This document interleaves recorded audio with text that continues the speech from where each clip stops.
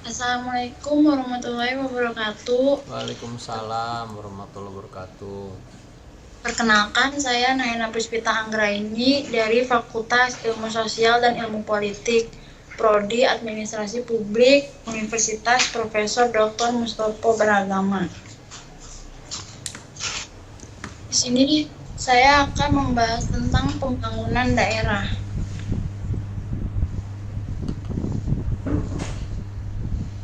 Di sini ada pengertian pembangunan daerah. Pembangunan daerah adalah suatu proses di mana pemerintah daerah dan masyarakatnya mengelola sumber-sumber daya yang ada serta membentuk suatu pola kemitraan antara pemerintah daerah dengan sektor swasta untuk menciptakan lapangan pekerjaan baru. Selain itu juga untuk merangsang perkembangan kegiatan ekonomi dalam wilayah tersebut. Selanjutnya ada otonomi daerah. Otonomi daerah adalah untuk menjadikan pemerintah lebih dekat dengan rakyatnya sehingga pelayanan pemerintah dapat dilakukan dengan lebih efisien dan efektif. Hal ini didasarkan dari asumsi bahwa pemerintah daerah memiliki pemahaman yang lebih baik mengenai kebutuhan dan aspirasi masyarakat, sehingga mereka daripada pemerintah pusat. Dengan otonomi daerah diharapkan pemerintah daerah dapat menyelesaikan permasalahannya dalam mengelola daerahnya, sehingga berada dalam posisi yang lebih baik untuk memobilisasi sumber daya secara mandiri serta untuk mencapai tujuan pembangunan daerah. Otonomi daerah merupakan upaya untuk Otonomi daerah merupakan upaya untuk pembangunan daerah dalam pengambilan keputusan daerah yang berkaitan dengan pengelolaan sumber daya yang dimiliki sesuai dengan kepentingan, prioritas, dan potensi daerah tersebut. Dengan pemberian otonomi daerah, kabupaten, dan kota, pengelolaan keuangan sepenuhnya berada di tangan pemerintah daerah. Selanjutnya ada peran pemerintah dalam pembangunan daerah. Ada 4 peran yang dapat diambil oleh pemerintah daerah dalam proses pembangunan ekonomi daerah, yaitu sebagai entrepreneur, koordinator, fasilitator, dan stimulator bagi lahirnya inisiatif-inisiatif pembangunan daerah entrepreneur. Dengan perannya sebagai entrepreneur, pemerintah daerah bertanggung jawab untuk menjalankan suatu usaha bisnis. Pemerintah daerah bisa mengembangkan suatu usaha sendiri seperti BUMD. Aset-aset pemerintah daerah harus dapat dikelola dengan lebih baik sehingga secara ekonomis menguntungkan.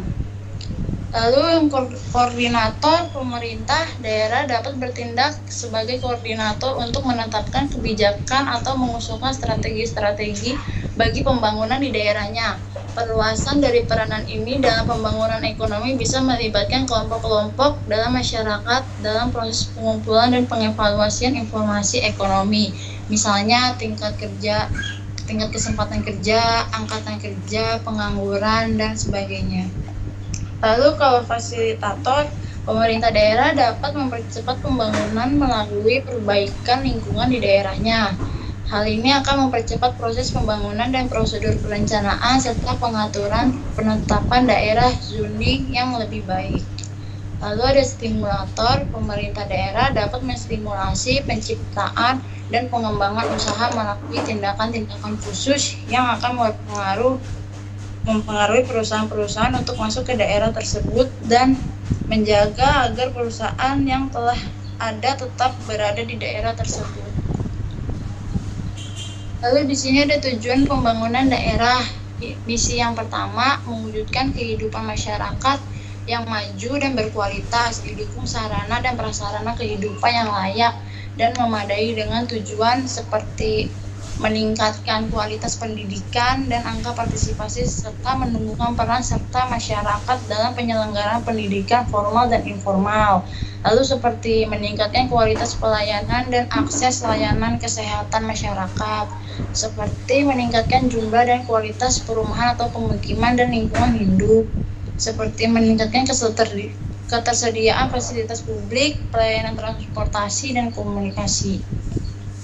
Lalu misi yang kedua, mewujudkan pemerintahan yang demokratis, transparan, akuntabel, partisipatif, bersih, efektif dan terpercaya, seperti meningkatkan akuntabilitas penyelenggaraan pemerintah, dan transparansi pengelolaan sistem informasi dan keuangan daerah. Lalu seperti meningkatkan partisipasi masyarakat dalam proses perumusan kebijakan publik dan pelaksanaan pembangunan. Lalu seperti meningkatkan etos kerja dan disiplin aparatur pemerintah terhadap peraturan perundang-undangan dan meningkatkan penegakan hukum dan penghargaan hak asasi manusia. Lalu misi yang ketiga, mewujudkan kehidupan masyarakat yang sejahtera. Contohnya seperti meningkatkan kualitas moral, etika, kehidupan beragama, kerukunan antar kelompok, dan ketentraman masyarakat beragama. Kerukunan antar kelompok dan ketentraman masyarakat. Lalu seperti meningkatkan produksi pertanian, peternakan, perikanan, dan perkebunan dalam menopang ketersediaan bahan pangan. Lalu seperti meningkatkan pengelolaan sumber daya alam, energi secara bertanggung jawab dan berkelanjutan.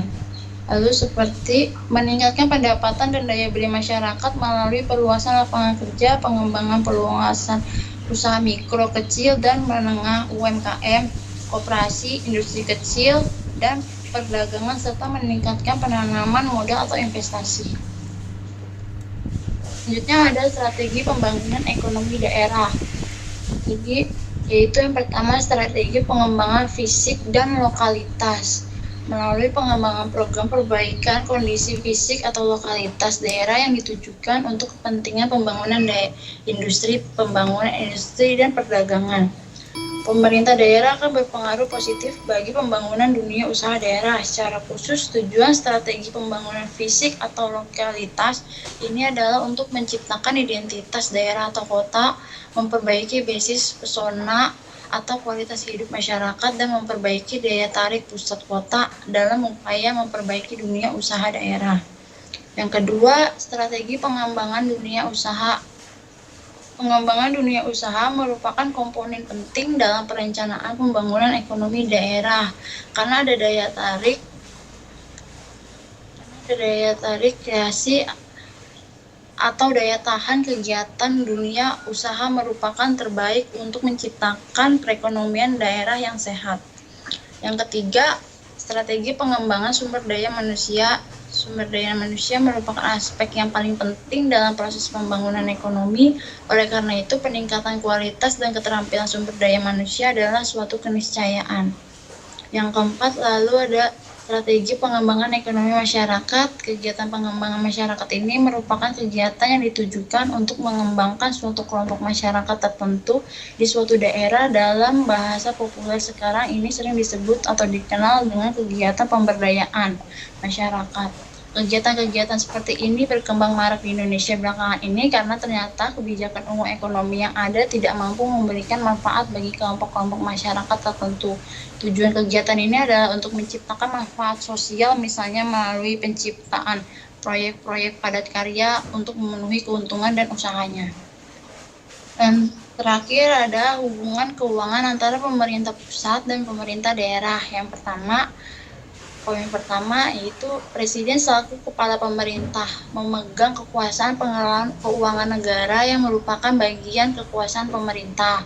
Poin kedua, Presiden menyerahkan kekuasaan tersebut kepada kepala daerah, gubernur atau bupati atau wali kota selaku kepala pemerintahan daerah untuk mengelola keuangan daerahnya dan mewakili pemerintah daerah dalam pemilikan kekayaan yang terpisah. Poin ketiga yaitu hubungan antara pusat dan daerah menyangkut hubungan pengelolaan pendapatan dan penggunaan, baik untuk pengeluaran rutin maupun pembangunan daerah dalam rangka memberikan pelayanan publik yang berkualitas, responsibel dan akuntabel. Poin keempat yaitu konsep hubungan antara pusat dan daerah adalah hubungan administrasi dan hubungan kewilayahan, sehingga pemerintah pusat mengalokasi dana perimbangan kepada pemerintah daerah sesuai dengan peraturan perundang-undangan. Baik, itu aja presentasi dari saya. Terima kasih banyak. Jika ada yang ingin bertanya. Oke, baik. Siapa Mahena? Kita akhiri dulu, kita tutup dulu rekamannya. Kamu bisa tutup share screen-nya dulu ya. Iya Terima Pak, kasih, baik Ana. Pak.